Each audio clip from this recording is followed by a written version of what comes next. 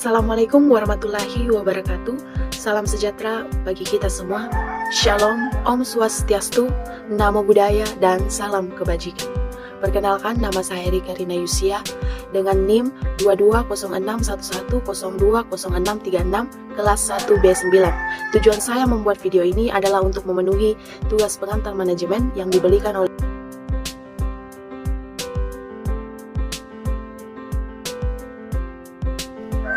Perkembangan dengan teori manajemen sampai pada saat ini telah berkembang dengan pesat. Tapi sampai detik ini pula belum ada sesuatu teori yang bersifat umum maupun berupa kumpulan-kumpulan hukum bagi manajemen yang dapat diterapkan dalam berbagai situasi dan kondisi. Para manajemen banyak mengalami dan menjumpai pandangan-pandangan tentang manajemen yang berbeda adalah pada penerapannya. Teori manajemen klasik. Teori manajemen klasik, aliran ini mendefinisikan perhatian dan kemampuan manajemen dibutuhkan pada penerapan fungsi-fungsi. Robert Owen 1971 hingga 1858 menyimpulkan bahwa kuantitas dan kualitas hasil pekerjaan dipengaruhi oleh situasi ekstern dan intern dari pekerjaan. Menurut James A. F. Stoner, ada 3 aliran pemikiran manajemen, yaitu yang pertama, manajemen klasik yang terbagi dari 2 cabang, yaitu teori manajemen ilmiah dan teori organisasi klasik. Kedua, manajemen perilaku behavioral management. Yang ketiga, ilmu manajemen, manajemen sains. Paham manajemen klasik. Paham ini memiliki teori manajemen klasik yang berkeyakinan bahwa pekerja hanya memiliki kebutuhan fisik dan ekonomi.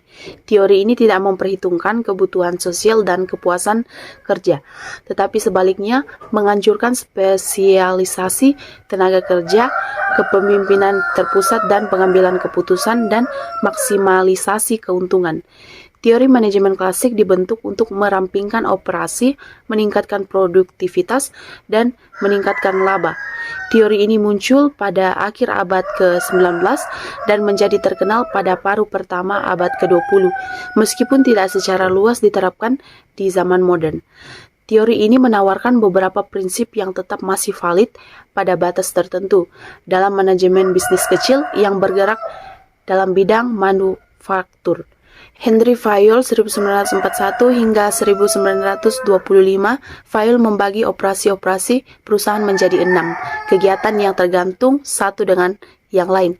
Kegiatan-kegiatan tersebut adalah pertama, teknik produksi dan manufacturing produk, yang kedua, komersial pembelian bahan baku dan penjualan produk, yang ketiga, keuangan, finansial, perolehan dan penggunaan modal, yang keempat, keamanan perlindungan karyawan dan kekayaan, yang kelima, akuntansi pelaporan dan pencatatan biaya, laba dan hutang, pembuatan neraca dan pengumpulan data statistik, dan yang keenam, manajerial. Pendekatan dalam teori perilaku dapat difahami melalui 3 pendekatan, yaitu dengan model rasional. Model rasional memusatkan perhatiannya pada anggota organisasi yang diasumsikan bersifat rasional dan mempunyai berbagai kepentingan, kebutuhan, motif, dan tujuan. Pendukung model ini antara lain Dawn 1967 dan Simon 1973. B. Sosiologis model. Sosiologis lebih memusatkan perhatiannya pada pengetahuan, antropologi, sosiologi, dan psikologi. Pendukung model ini antara lain Burns 1970. Pengembangan hubungan manusia. Model pengembangan hubungan manusia lebih memusatkan perhatiannya pada tujuan yang ingin dicapai dan perkembangan berbagai sistem motivasi menurut jenis motivasi agar dapat meningkatkan produktivitas kerja. Pendukung model ini antara lain McGregor 1961, Maslow 1970, dan Bennis 1990.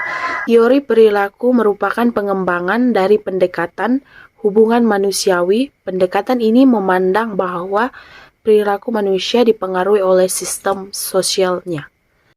Maslow yang terkenal dengan teori hierarki kebutuhan untuk menjelaskan perilaku manusia dalam kegiatannya dengan motivasi manusia, yaitu pada dasarnya perilaku adalah goal-oriented. Dengan kata lain, perilaku pada umumnya dimotivasikan oleh kegiatan untuk memperoleh kebutuhan sesuai dengan ini. Maka yang mendorong seseorang berperilaku tertentu dipengaruhi oleh kebutuhan yang paling mendesak. Ia mengatakan setiap orang mempunyai suatu hierarki kebutuhan dan secara berturut-turut berdiri dari A. Psychology needs, safety needs, social needs, esteem needs, dan self-actualization needs. 2. Prinsip teori perilaku. Beberapa prinsip perilaku antara lain, pendekatan motivasi yang menghasilkan komitmen pekerja sangat dibutuhkan. Kedua, manajemen tidak dapat dianggap sebagai suatu proses teknik yang kaku. Yang ketiga, manajemen harus sistematis dan sistemis. Yang keempat, pendekatan yang digunakan dalam manajemen harus hati-hati. Yang kelima, organisasi sebagai suatu keseluruhan. Yang keenam, kepemimpinan diterapkan sesuai dengan situasi bawahannya. Macam-macam gaya kepemimpinan dilihat dari segi efektivitasnya. Tiap-tiap gaya kepemimpinan dapat dikelompokkan menjadi dua macam, yaitu kepemimpinan yang kurang efektif. Kelompok yang kurang efektif terdiri atas gaya kepemimpinan. Yang pertama, deserted, perilaku kepemimpinan yang tidak merasa terlibat, moral kepemimpinan rendah dan suka untuk diramalkan. Ia adalah pemimpin yang pasif. Yang kedua, missionary, pemimpin yang mempunyai sikap menggampangkan tugas dan persoalan, penolong dan lemah. Pimpinan gaya ini hanya tertarik kepada keharmonisan organisasi. Yang ketiga, autocrat, perilaku pemimpin yang keras terhadap bawahan, keras kepala, bandel, dan ingin menang sendiri. Ia merupakan pemimpin yang tidak mempercayai orang lain, tidak menyenangkan bawahan, dan hanya tertarik pada tugas atau kegiatan yang mendadak. Yang keempat, compromiser, perilaku pemimpin yang tidak mempunyai perilaku yang tetap dan pandangan sempit dan tidak memberikan keputusan yang tegas. Kepemimpinan yang efektif, sedangkan kelompok yang efektif mencakup gaya kepemimpinan. Yang pertama, Beauregard, perilaku pemimpin yang patuh pada peraturan, menampilkan diri sebagai insan organisasi dan lugu. Ia adalah pemimpin yang tertarik pada aturan dan prosedur untuk kepentingan dirinya. Ia pun menginginkan peraturan dan pengontrolan dengan cara sendiri, serta senantiasa memperhatikan tugasnya. Yang kedua, developer, pemimpin yang mempunyai gaya kepemimpinan kreatif, memberi pelimpahan wewenang dengan baik, dan menaruh kepercayaan kepada bawahan. Ia pemimpin yang mempercayai bahwa masing-masing bawahan dapat berkembang sendiri. Daniel Lovern, perilaku pemimpin yang mengandalkan organisasi dengan lancar dan tertib, mempunyai keahlian dalam pengorganisasian dan memiliki rasa ketertiban diri secara mendalam. Dalam hal ini, organisasi adalah sebagai suatu sistem aktivitas kooperatif antara dua orang atau lebih. Apabila terjadi hubungan kerja sama antara dua orang atau lebih, maka akan timbul hubungan timbal balik yang saling mempengaruhi antara dua orang yang bekerja sama tersebut dan mengalami perkembangan, sehingga menimbulkan persoalan-persoalan baik psikologis, sosial, maupun ekonomis.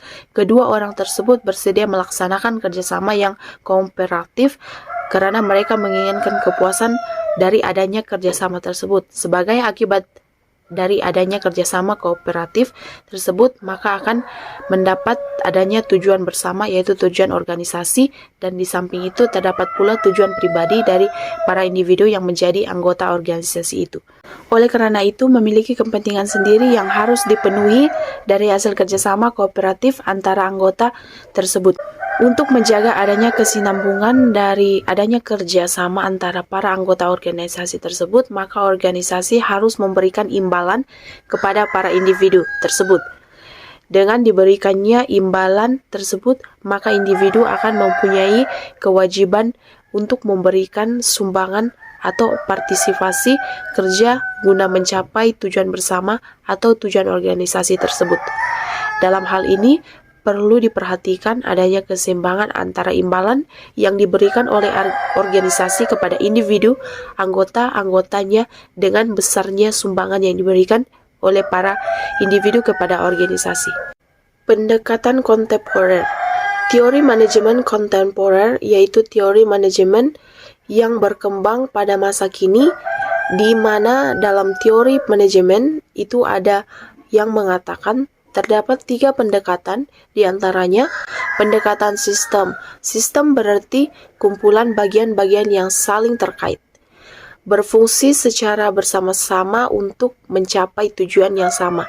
Sehingga teori sistem dalam manajemen kontemporer yakni perluasan perspektif kemanusiaan yang menjelaskan organisasi sebagai sistem terbuka dengan karakter pendekatan situasional.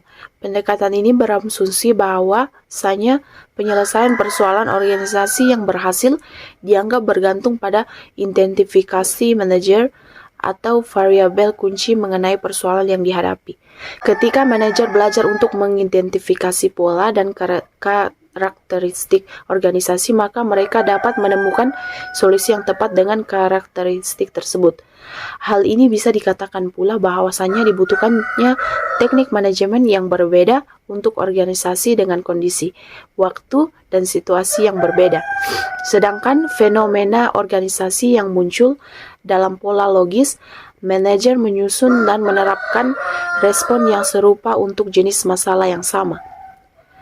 Prinsip manajemen yang sukses pada situasi tertentu belum tentu efektif apabila digunakan di situasi lainnya. Tugas manajer adalah mencari teknik yang paling baik untuk mencapai tujuan organisasi dengan melihat situasi, kondisi, dan waktu yang tertentu.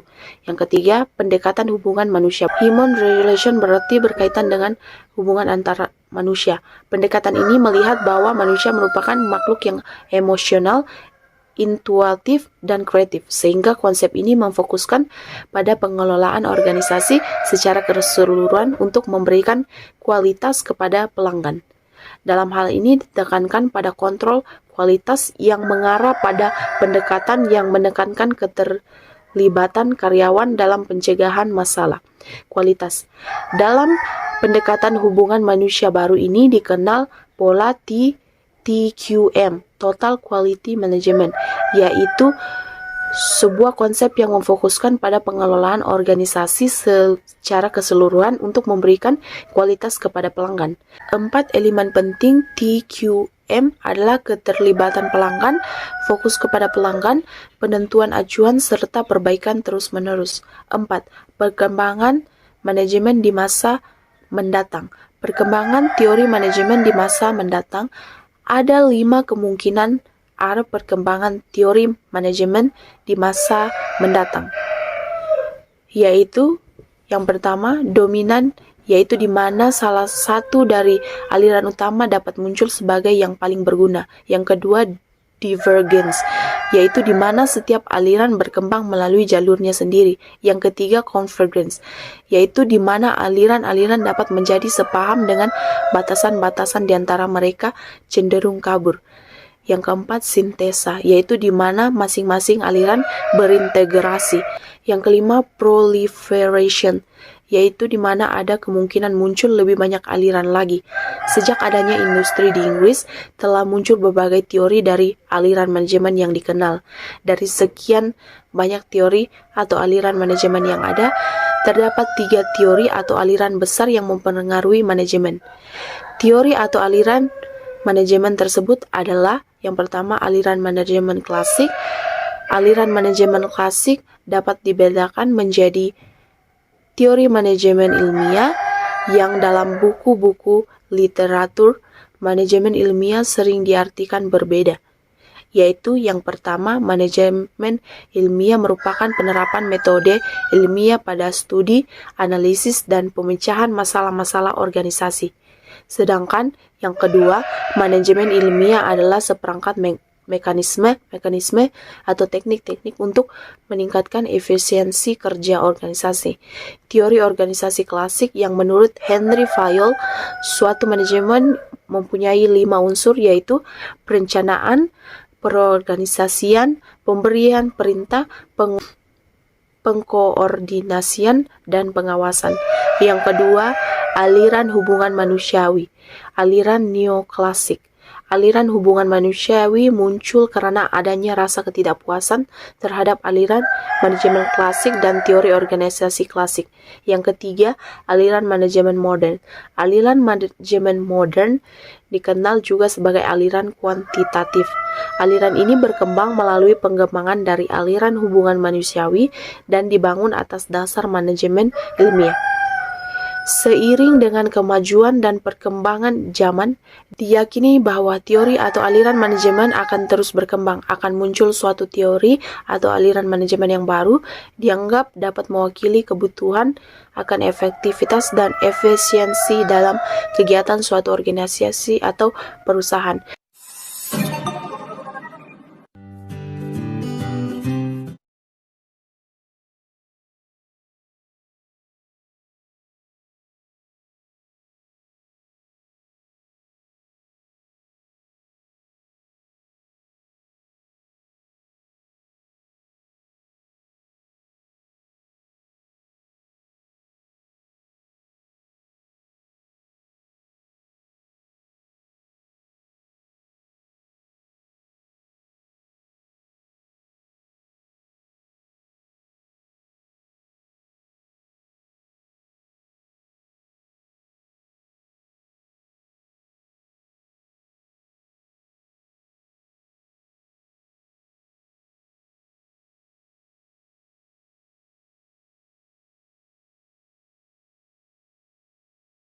Manajerial, 1. Aliran ekonomi manajerial, 2. Aliran ekonomi manajerial, 3. Aliran tesis organisasi dan 4. Aliran hubungan manusiawi 5. Aliran perilaku manusia 5. Aliran matematika dan statistik 6. Aliran teknik industri